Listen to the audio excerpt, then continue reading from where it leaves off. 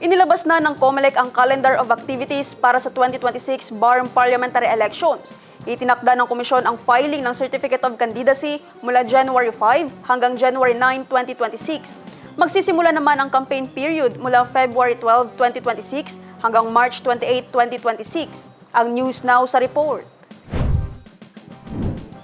Sinabi ng COMELEC sa inilabas na Resolution Number 11181 ang paghahain ng Certificate of Candidacy para sa kauna-unahang BARM parliamentary elections ay mula January 5 hanggang 9, 2026. Ang election period ay itinakda mula January 29 hanggang April 14, 2026. Magsisimula naman ang campaign period mula February 12, 2026 hanggang March 28, 2026. Sa December 30, 2025, ang huling araw ng Posted Computerized Voters List o PCVL.